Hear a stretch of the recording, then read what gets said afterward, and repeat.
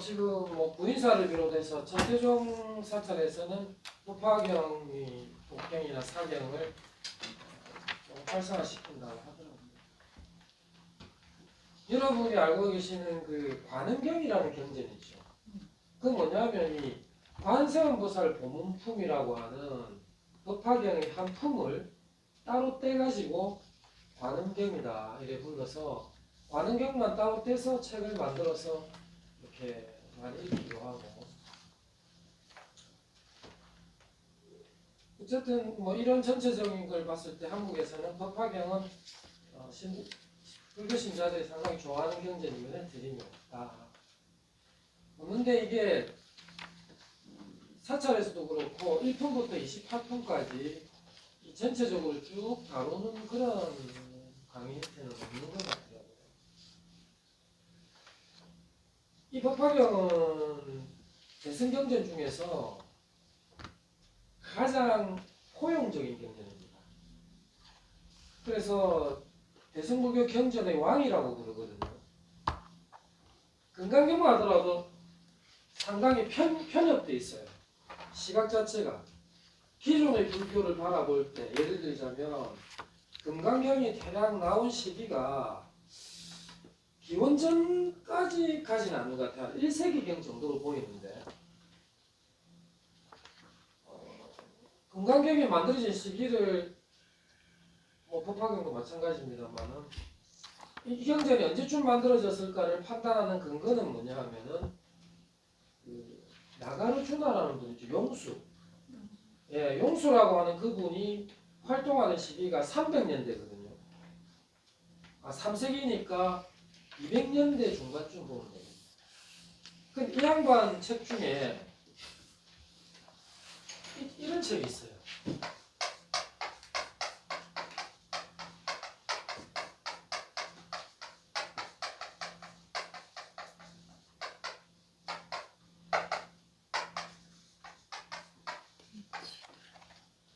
대지도론이라는 책이 있는데, 이 책은 말 그대로 공사상, 안야사상을 이 핵심으로 하는 논서죠. 이거 보면 이거잖아요. 지도라고 하는 게 이게 이겁니다. 마하, 크다. 마, 지, 반야, 도, 바라밀이거든요. 마반야 바라밀에 대한 연구가 바로 이 용수보살의 대지도론이에요. 이게 인도말로 되잖아요. 그러고 이 지혜가 인도말로 프라제니아인데 한문으로 하면 가냐고. 그다음에 건너다가 바람이 있다거든요. 그게 이제 한역에서는 바람이라 했으니까 마반야 바람이 경에 대한 연구가 이 대지도론이라는 책이고요. 중국에서 번역할 때 그냥 대지도론이라는 거죠. 이 책에 보면 자기의 논문이니까 자기의 주장을 쭉 써내려가면서 자기가 보았던 기존의 경전들에 대한 얘기가 나와요. 그러니까 아미타경 얘기도 나오고 금강경 얘기도 나오고 막 많이 나오죠. 그래서 용수보살이 자기의 논고로 제시했던 경전들, 앞의 경전들에 대한 얘기를 통해서 이 경전은 언제쯤 만들어진 경전이다. 근데 이때만 해도 화엄경은 안 만들어졌어요. 화엄경 안 만들어집니다. 화엄경에 나오는 몇 가지 품들에 대한 얘기는 나와요. 이게 무슨 말이냐면 대지도력을 재미있는 거 보면 십지경이라고 하는 경전이 예를 들어서 나오거든요. 근데 이게 화엄경의 십지품이에요. 그러니까 그게 무슨 말이냐면 화엄경이란 경전은 여러 독립된 경전들을 모아서 나중에 완성된 경전이라는 걸 알 수가 있죠. 이 논을 통해서. 거기 십지경이 나오지 화엄경은 안 나온단 말이에요. 그렇다는 말은 화엄경이라는 경전은 십지품이라든지 이런 여러 독립된 경전들을 모아서 종합한 경전이라는 걸 알 수가 있어요. 이 책을 통해서 알 수 있는 거죠. 그래서 이 책을 통해서 알 수 있는 것 중에 하나가 법화경은 대승 경전들 중에서 화엄경은 뒤에 종합된 경전이고 화엄경을 제외하면 대승 경전들 중에는 가장 후기의 경전이다. 자, 이 경전의 역사가 있습니다. 이 공사상에 대한 게 가장 먼저 나와요. 대승 경전 중에 반야경 계통들이죠. 많이 나오는데 이때만 하더라도 기존의 불교들이 있었죠. 대승불교가 일어나기 전에 부파불교라고 흔히 부르잖아요. 20여 개의 그 여러 부파로 나누어져 있었던 그 시대에 이 금강경이 탁 나오니까 이 금강경은 당시의 스님들이나 그런 분들이 봤을 때 뜬금없는 경전이잖아요. 니카이 아니잖아요. 보통 우리가 알고 있는 초기 불교의 전통적인 경은 빨리어로는 니카야죠. 요즘 그 공부 안 하신 지 오래됐죠.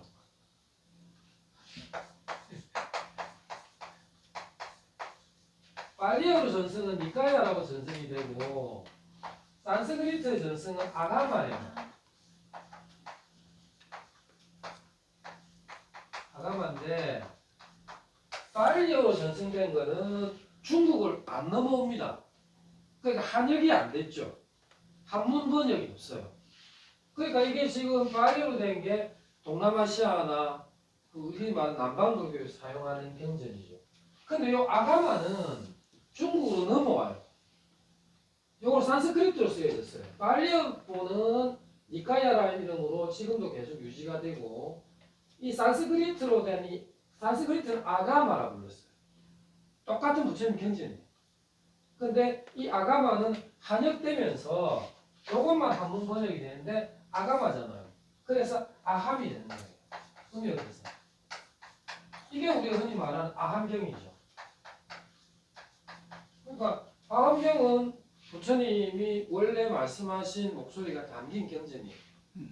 한문으로 번역해서 아함이라고 하는데 근데 기존에 뭐 그 아가마가 됐던 니카야가 됐던 기존에 부처님 말씀이 없었던 게 턱하고 세상에 나온 거예요. 그러니까 사람들이 이거 소설 아니냐. 그 당시에 논쟁이 많았죠. 이게 진짜 부처님 말씀이니? 너희들이 창작한 거 아니야. 그러면서 이 금강경이든 대승의 경전들을 그때 사람들은 저 이상해. 여러분들 뭐야 지금 신천지 있잖아요. 기존에 계신 교도들이 신천지를 볼 때 그런 거예요. 쉽게 말하면 성경 해석을 얘들은 독특하게 한단 말이에요.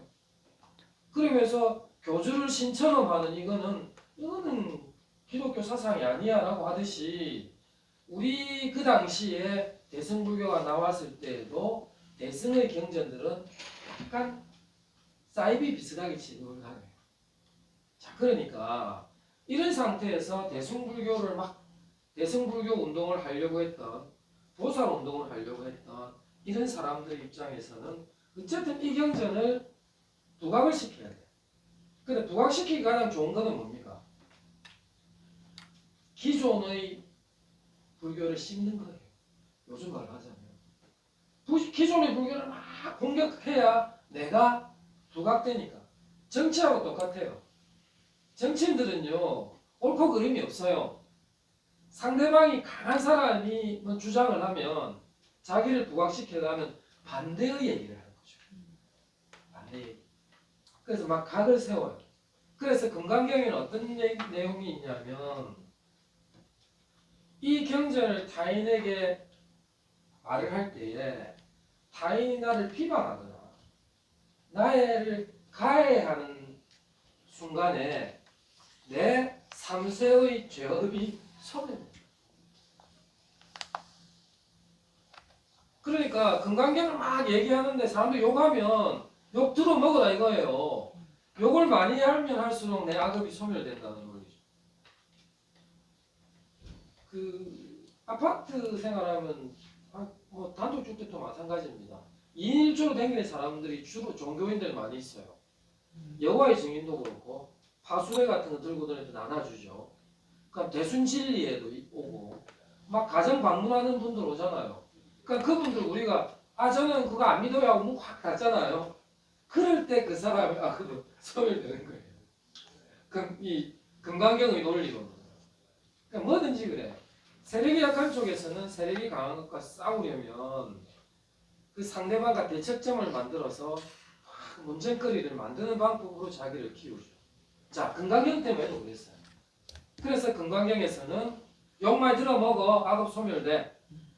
자, 그런데 법화경이 만들 때 중요한 거예요. 대승불교가 어느 정도 신도도 생기고 안착이 된 거예요. 자, 이제는 더 이상 각을 세우면서 싸울 필요가 없죠. 안정됐는데. 역사적으로 보면요. 기독교를 보면 알 수가 있어요. 여러분들이 아시는 예수님은요. 사랑의 예수님이죠. 사랑하라. 근데 예수님은 사랑하라는 말을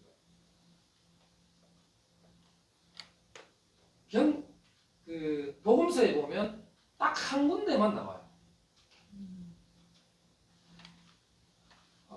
네 마음과 몸과 정성을 다해서 하나님을 야훼를 사랑하듯이 네 이웃들을 사랑하라. 딱 그 한 구절인데 여기서 네 이웃이라는 거는요. 좀 철학적으로 개념이 복잡하긴 한데 예수라는 사람이 말한 거는 이웃을 사랑해서 사랑하라는 게 아니라 기존의 유대교를 비판하기 위해서 사용했던 용어가 이웃이었는데 예수라는 사람은 고독한 사람이었고요. 요즘 말로 하면 운동가였어요. 운동가. 그래서 끊임없이 부딪히고 기존의 유대교와 끊임없이 부딪힌 고독한 사나이였어요. 사랑이란 말을 편안하게 하시던 그런 분이 아니었어요. 힘든 사람들의 입장을 대변해서 기존의 유대교를 강하게 공격했죠. 그래서 유대인한테 죽은 거예요. 예수를 죽인 자는요. 그 로마에서 파견온 빌라도라고 하는 총독이 아니고 유대인들이 예수를 죽여요. 기존의 유대교 율법주의에 반했기 때문에 죽이는데 그 힘들고 고독했던 사나이 예수가 어느 순간 사랑의 예수로 돌변해요. 어느 한 사람으로. 그건 그럴 수밖에 없죠. 기독교가 처음 나왔을 때 유대교에 대해서 핍박당해요. 그래서 기존의 유대인들이 전부 다 지중해 연안에서 로마까지 전부 다 도망다니면서 삽니다. 지금도 튀르키예, 카파도키아 같은 그 열기구 유명한 데 있죠. 거기 가면은 이렇게 작은 봉우리들, 안반들이 있으면 거기에 굴이 있어요. 거기 숨어 살았어요. 이슬람이 그들을 공격하고 집요하게 죽이려고 했던 게 아니라 기존의 유대교. 여러분이 알고 있는 위대한 그 사도 바울. 그 사람도 뭐 하던 사람이냐 하면 그 각지에 흩어져서 예수를 따르는 무리들을 잡아 죽이기 위해서 그 당시 다마스쿠스로 출장 중에 문제가 발생해서 이 예수를 믿는 사람으로 전환되었는데 그 이전에는 그런 예수를 따르는 무리들을 척결하려고 했던 사람이었죠. 아무튼 이 고독하고 힘들고 투쟁적인 예수가 사랑의 예수로 변한 것은 뭐냐 하면 기존의 이 예수를 믿는 사람들, 우리 흔히 말하는 기독교죠. 이 사람들이 어느 정도 세력화 안정이 되고 나면 더 이상 싸울 필요가 없는 거야. 투쟁의 예수님이 사랑의 예수님으로 전환해야 그들이 더 보편적으로 활성화돼요. 법화경도 마찬가지로 그렇게 금강경이 나오던 시절부터 기존의 불교가 막 다투다가 이제는 조금 안정되고 나니까 더 이상 다툼이 없는 포용의 불교로 거듭나게 만든 경전이 바로 이 법화경입니다. 그래서 법화경은 남녀, 귀천, 빈부, 그 다음에 기존의 불교와 대승이라는 불교가 다 화합하고 함께 나아가자는 사상을 갖고 있어요. 아마 여러분들 저 상강사 가보셨죠? 네. 상강사 들어가는 입구에 그 주차장 아래쪽에 탁 입구에 올라가는 데고 보면 큰 돌방이 하나 있죠. 바위에 뭐가 써놨잖아요. 그 뭐라 써놨냐면 그게 법화경의 핵심적인 사상을 써놓은 거예요. 돌방이에 써놨을 거예요.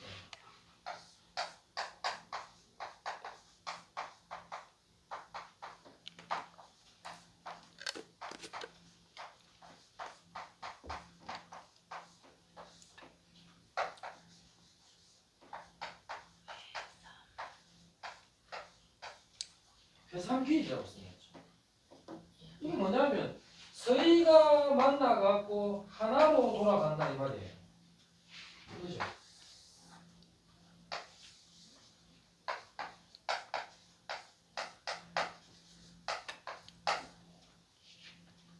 목적은 다 부처입니다. 이거 부처되는 게 목적인데 길이 세 갈래인 거예요. 이게 바로 세 개가 만나서 하나로 돌아간다는 말이에요. 그럼 이 라인이 뭐냐면은 성문의 라인. 이 라인은 영각의 라인. 이 라인은 도사의 라인이에요. 성문의 길을 가는 그룹, 영각의 길을 가는 그룹, 도사의 길을 가는 그룹. 그 그룹은 다르지만 이것들이 모두 다 하나, 부처가 되고자 하는 하나의 목적에서는 동일하다. 그러니까 왜 싸워? 이제 싸울 이유가 없어지는 거죠. 기존의 불교는 1라인과 1라인이죠. 성문인 이거죠. 소리성자의 그 문자.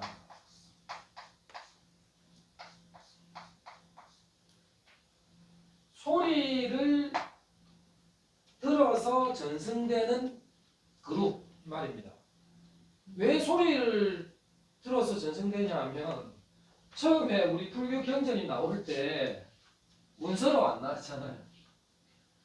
그 부처님 열반이 되시고 왕사성 칠욕굴에 500명의 아라한들이 모여서 부처님의 말씀을 모아요. 그걸 우리 흔히 결집이라 이렇게 부르죠. 결집.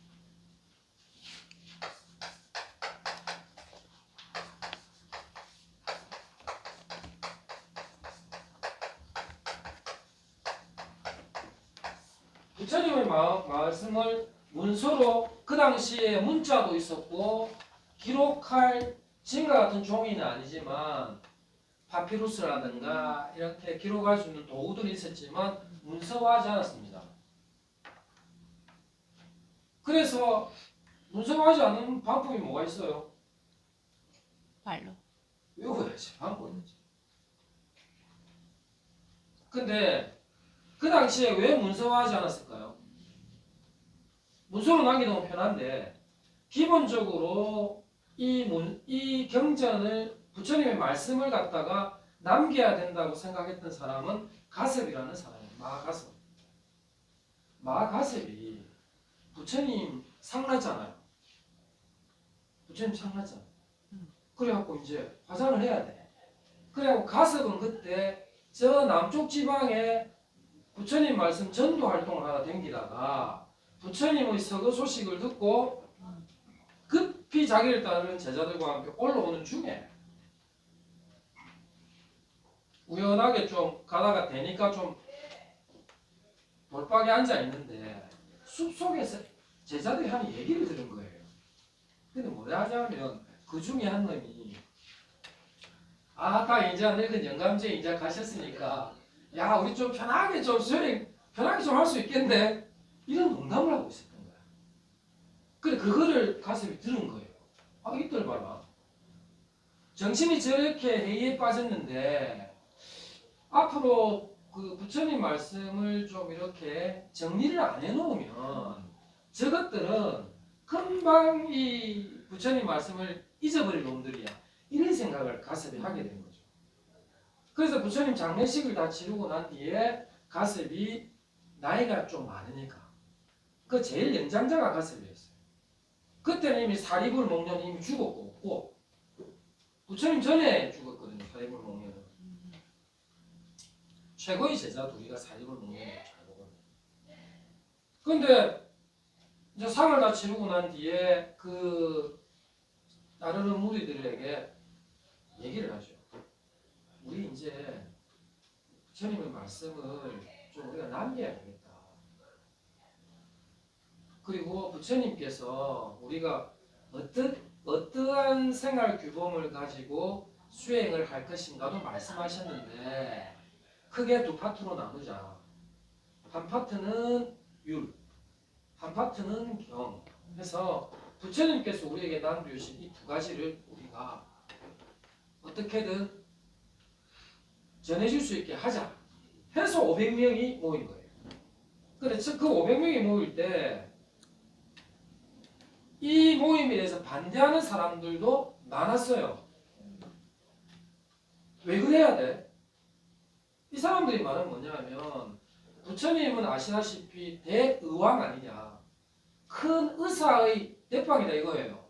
그게 뭐냐면 누군가가 자기 아픈 데를 얘기하면 부처님은 한 방에 정리해 줬거든. 너는 이 수행해.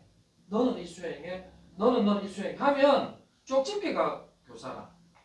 딱 그대로 하면 성취가 되는 거죠. 그러니까 부처님의 말씀은 언제나 고정된 적이 없었다. 하나의 핵심적인 패턴, 연기법 같은 하나의 패턴은 있지만 사람마다 각각 다 그 근기가 다르기 때문에 근기에 맞춘 그 우리 대기설법이라 하죠. 대기설법을 하셨는데 예를 들어서 부처님 말씀을 하나로 고정시켜버리면 원래 부처님이 추구하던 정신이 아니다 이렇게 된 거예요. 왜 고정하려고 하느냐? 부처님은 그때 대기설법을 했는데 그래서 이거는 욕심이야. 부처님의 원래 정신 뭐예요? 부처님도 수행자였고 우리 제자들도 수행자잖아. 그러면 부처님의 수행 정신을 쭉 가면 되지. 굳이 그걸 왜 모아가지고 부처님의 외려 협소화시키는. 그래서 반대를 하죠. 그 대표적인 반대 주자가 여러분 잘 알고 있는 최고의 악인이라 부르는 제바달타. 인도말로 하면 데바다타죠. 한문에서 의역을 하면 조달입니다.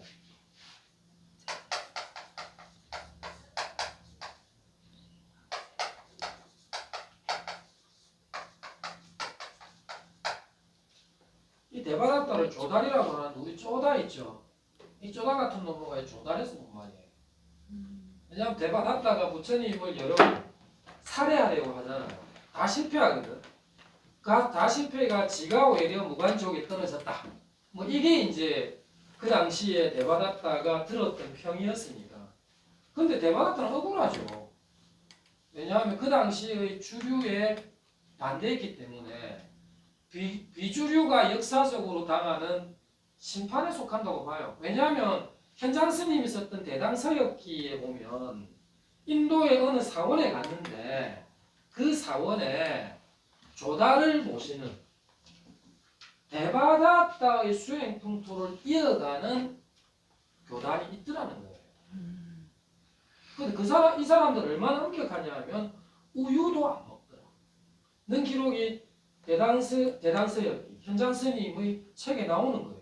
그러니까 만약에 데바다타가 악인이었다면 진짜 악인이었다면 어떻게 데바다타를 스승으로 한 제자들 그룹이 그 대당서역기 쓴 시기가 대략 600년 되거든요.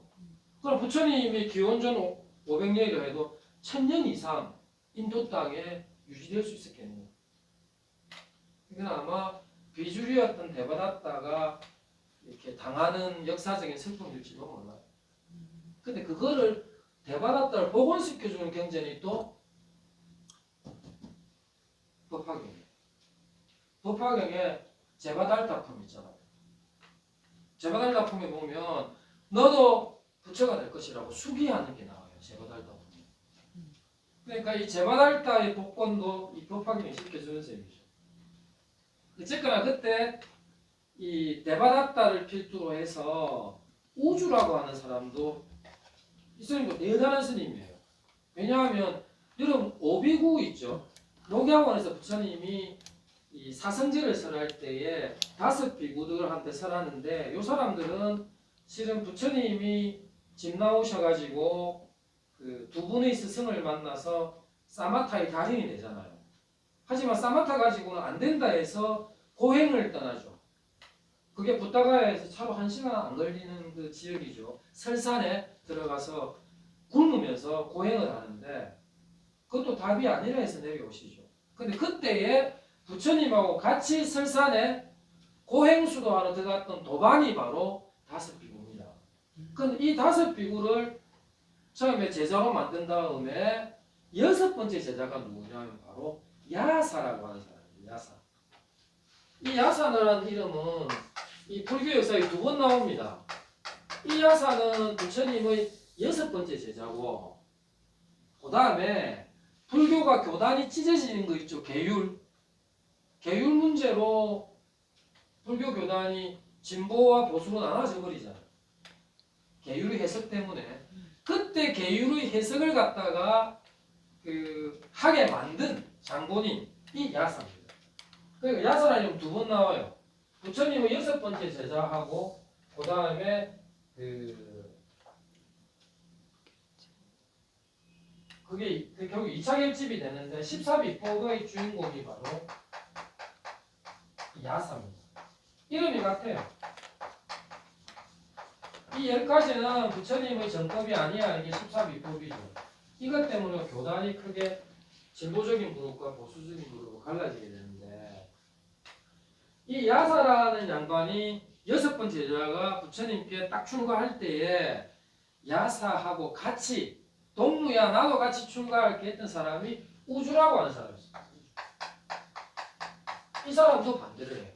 결집에 부처님의 말씀을 모으고 유를 모으는데 반대를 하죠. 그런데 아난도 처음에 자기 형님 따라서 반대했던 것 같아요. 반대했다가 맨 마지막에 아난이 없으면 경은 만들어질 수가 없어요. 부처님의 말씀을 모을 수가 없어요. 왜냐하면 부처님 50세 되던 해부터 가방모찌를 했거든. 시자 역할을 아난이 했어요. 그러니까 그 이후 30년, 80세에 돌아가셨으니까 30년 동안 부처님의 말씀을 가장 지근거리에서 많이 들었던 사람이 바로 아난존자였죠. 그래서 아난이 빠져가지고는 부처님의 말씀을 모을 방법이 없네. 그래서 집요하게 설득을 했나 봐요. 그래가지고 결국 아난이 마지막에 동참하게 돼서 쉽게 말하면 500명이 완성이 돼요. 그때에 자 이거를 문서화할 것인가 아닌가도 상당한 고민을 했던 것 같아요. 근데 결국 문서화를 안 합니다.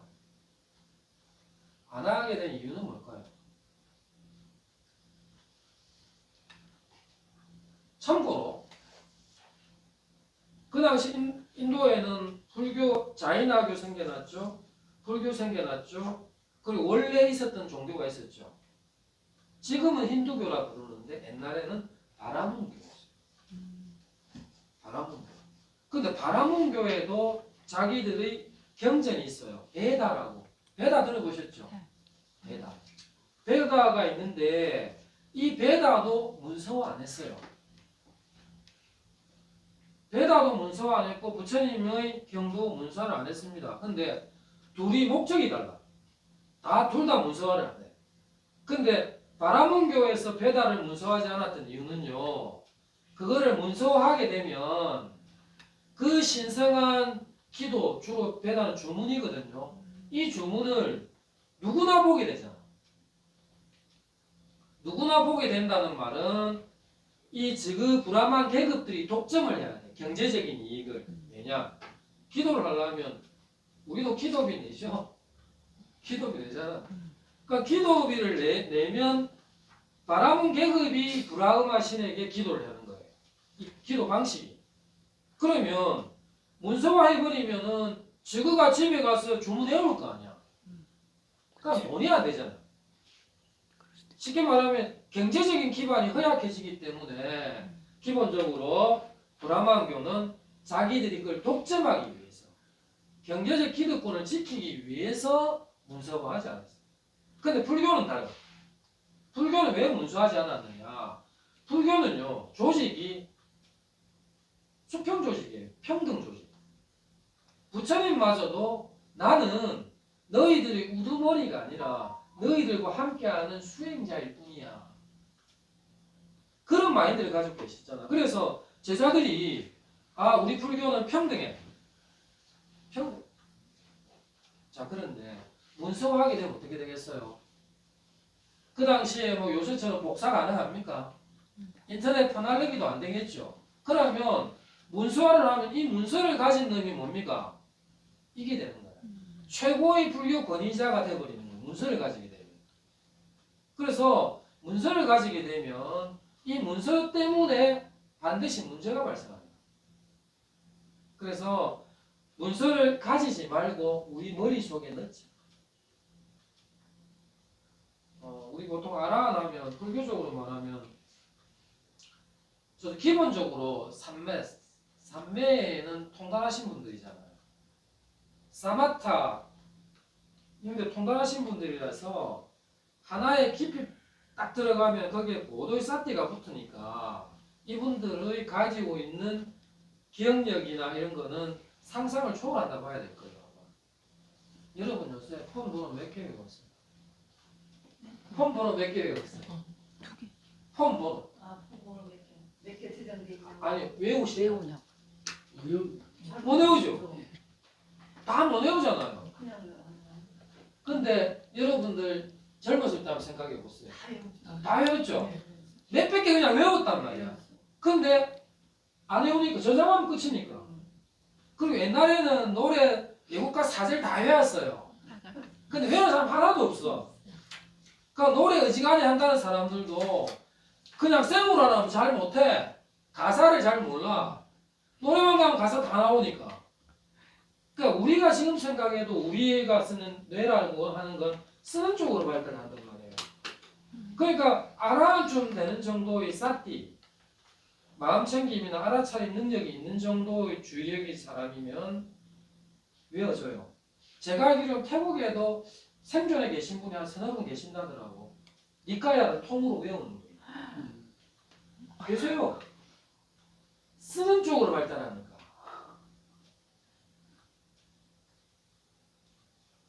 저는 저 같은 케이스도요. 저 같은 경우는 얼마 전에 이렇게 어디 놀러를 갔는데 온수기가 돼 있는데 손을 너무 차잖아요. 근데 온수기 쓸 거 어떻게 써야 될지를 모르겠는 거야. 에? 뭔가 눌러가 돌려가지고 뜨겁게 해서 써야 되겠는데 손은 차가워 손은 씻는데 결국 찬물에 씻고 나왔죠. 뭐. 그러니까 이게 뭐냐면 발달하는 쪽으로만 뇌가 발달해요. 전동도 이렇게 뭐 어떻게 해야 될지를 몰라. 그러니까 친구한테 얘기해서 지가 오면 해주고 막 이렇게 하는데 이게 이 백치 같은 데가 있는 거예요. 사람마다 다 다른 것 같아. 그러니까 뭐든지 간에 이게 쓰는 쪽으로 발달하는데 그때의 500 아라한들은 그 당시의 부처님의 말씀과 유를 갖다가 전부 다 머릿속에 넣었어요. 우리 흔히 지금 우리 가장 많이 쓰는 표현 중에 수지독송 이런 말 많이 쓰죠. 수지독송하면 한문으로 받을 숫자에 가질 짓자니까 받아지니고 읽고 이렇게 하는데 그 받아지는 게 이게 책 받아지는 게 아니에요. 수지의 원래 인도 말은 뭐냐 하면 외부의 어떤 언어가 내 귀에 들어오면 그걸 내 뇌에 저장시킨다가 수지예요. 이게 받아지는 게 아니고 경을 말을 하면 들어서 귀를 통해서 내 머리에 저장한다는 말이에요. 그 저장된 거를 내가 입으로 외우는 게 그게 독성이에요. 그러니까 이 수지라고 하는 말을 여러분 앞으로는 받아지닌다는 이 비디오 쪽으로 생각하지 말고 오디오 쪽으로 생각하세요. 인도는 어디예요? 여러분 인도 영화 보시면 반드시 들어가는 거 있죠. 막 음악 나오면서 집단 춤을 놀잖아. 좀 뮤지컬적인 요소. 인도의 모든 영화거든요. 인도인들은 오디오 개념. 문화가. 중국인은 무조건 비디오야. 중국인은 눈에 비어야 되고 뭐 이런 거예요. 중국은 눈 중심, 인도는 귀 중심. 그래서 500명이 그때 모았어요. 그래서 그 당시에 소리로 들은 거를 머리 뇌에 넣어가지고 소리로 전승했을 거 아니에요. 그래서 소리를 들어서 전승된 그룹이 바로 이게 성문 그룹이에요. 그러니까 지금 여기 스님들도 다 뭡니까? 성문 그룹이라고 볼 수 있죠. 성문 그룹.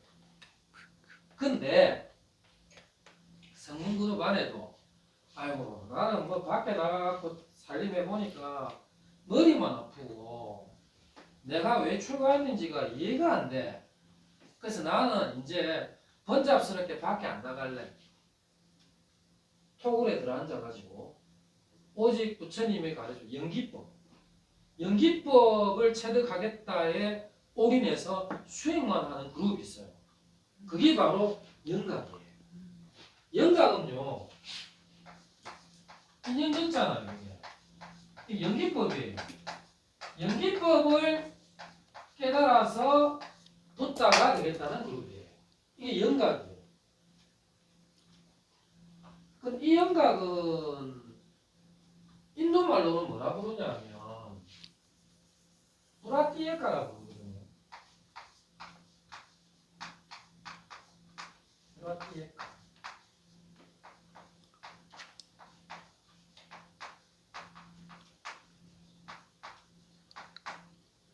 이 브라티에카라는 말을 소리 나는 대로 음역을 하면 어찌 되겠습니까? 브라티에카, 브라티에카. 아마 여러분 들어보셨을 거예요.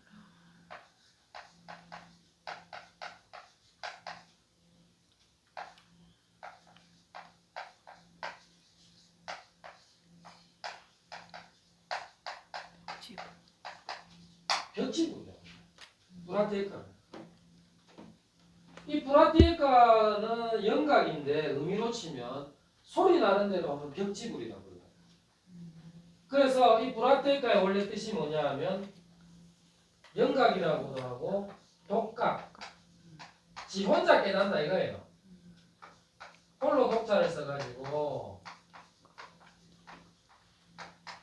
독각이다.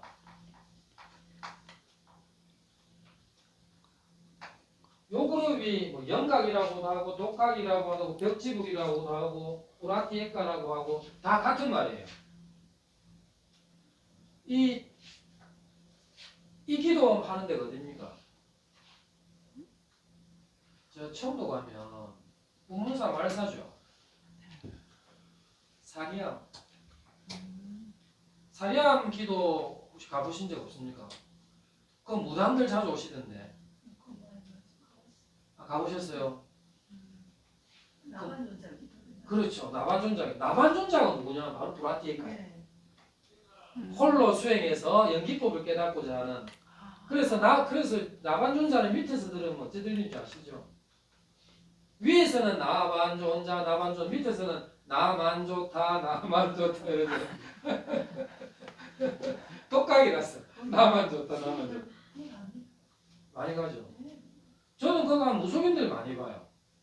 무속인들은 밤새 철야 저도 해본 적이 있는데 기도를 하면 막 몸이 몸 반응이 특이하게 나오시더라고 그분들은.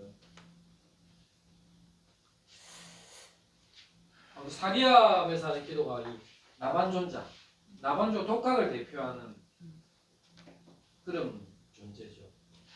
그 다음에 이제 이 보살이에요. 이 보살행을 통해서 깨달음을 추구하는 이게 대승불교예요. 말 그대로. 요 앞에는 기존의 불교죠. 그러니까 수행자 안에서도 왜 그런 분들 있잖아요. 나는 이렇게 대중 살림하고 사는 게 너무 힘들어. 그러니까 난 내 혼자 조용히 그냥 수행할래. 이런 사람들이 영각. 그러니까 기존으로 대승불교가 나오기 전에는 이 두 그룹이 있었던 거죠. 그 대승불교가 나오면서 세 번째 그룹이 생겨난 거죠. 그런데 너가 이러이러한 건 다 방편이지 않냐. 너는 보살행하지. 너는 연기법 하지. 니는 기존의 부처님과 가르침을 통해서 윗바사나로 계속 진행하고 있지. 그 이 세 그룹은 어차피 다 부처 되겠다는 거예요. 근데 막상 성문하고 연가가 이분들한테 물으면 그분들은 부처가 목적이라고 안 하고 있죠. 그분들의 목적은 뭡니까? 아라함. 근데 아라함도 뭡니까? 열의 시포 안에 들어가잖아요. 열애를 나타낸 10가지 이름 중에 응공이라고 있잖아요. 응공. 우리 응진전이라고 하는 응공. 이 응공이라는 말이 바로 아라한의 번역이에요. 마땅히 공양 대접받을 만한 존재. 응공입니다. 응공이 바로 아라한이에요. 그러니까 열애나 붓다나 아라한이나 결국 그 경지는 같은 거예요. 선서, 명행종 뭐 이런 이름 많이 있죠. 이 전부 다 같은 수행의 경지는 같은데 부르는 명칭이 다른 거예요. 자, 예수하면은 뭡니까? 그리스도라고도 하잖아요. 그 사람이 그냥 예수일 뿐이에요. 근데 그를 그리스도라고도 하고 그를 메시아라고도 하긴 하잖아. 그러니까 하나의 경지를 다른 이름으로 붙이는 거예요. 자, 여러분 번뇌가 끊어졌다가 열반이죠. 니빠나, 달리어 니빠나 산스크리트로 니르바나, 한역에서 열반이라고 한역을 했는데, 자, 번뇌가 끊어지면 열반이에요. 그러니까 해탈하고 열반하고 뭐가 다르나요? 그 경지에서 같은 말이에요. 열반이라고 하는 것은 번뇌가 끊어졌다는 의미에서 갖다 붙이는 거고, 해탈이라는 말은 뭐냐? 요 단계에 가면 육도윤회라고 하는 청룡열차를 타는데 탈선 한다는 얘기예요. 육도윤회로부터 나가버린다. 티 나갔다가 해탈인 거예요. 그러니까 동일한 현상에 대해서 보는 관점에 따라서 명칭이 달라질 뿐 같죠. 붓다나 아라니랑 뭐가 달라요? 이건 구호의 문제예요. 구호의. 그 깨달은 경지는 똑같은데 뭔가 아라는 조금 개인 중심적인 것 같고 붓다는 조금 보편적인 것 같은 느낌일 뿐이지 그 경지는 같아요. 어쨌거나 이분들의 목적은 아라한이지만 전체적으로 보았을 때 그 경지는 붓다다. 그러니까 성문과 영각과 보살이 이제 더 이상 다투지 말고 포용하고 화해하자. 그리고 서로를 격려하면서 함께 나아가자. 그게 바로 법화경 사상 핵심입니다. 그래서 법화경을 우리가 경전의 왕이다.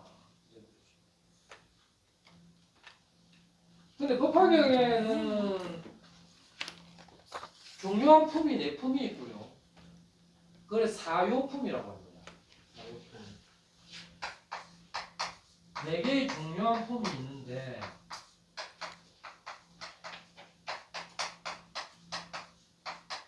아마 이렇게 우리가 쭉 읽어 나가다가 요 4개의 중요한 품에 대해서는 조금 더 좀 심도 있게 다루면서 넘어갈 생각이고요.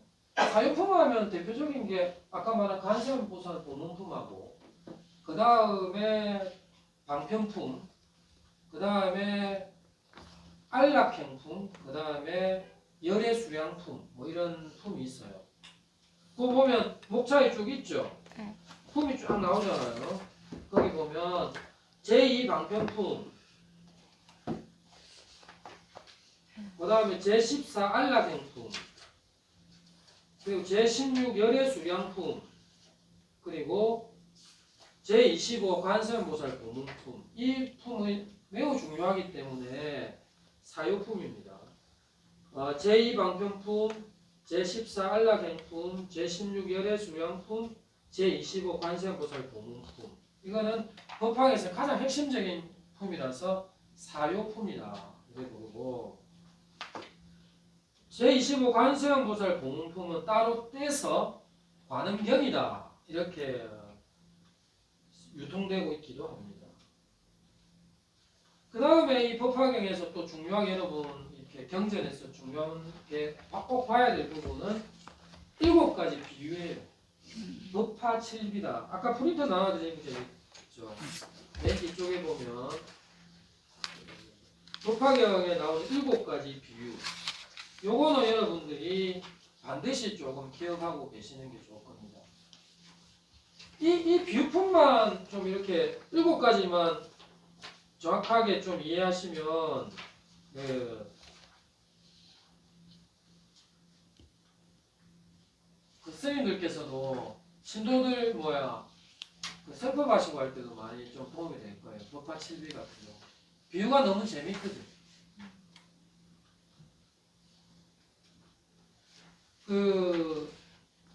강의 계획서는 저거 안 들고 왔어요. 못 왔는데 다음 시간에 드리면 되고 지금 말씀하실 때 좀 그런 걸 그냥 문서 한번 해보시면 되고. 오늘 법화경 소개도 못했네. 원래 경이름부터 딱 하려고 했는데 시간이. 질문 있으면 좀 하시죠.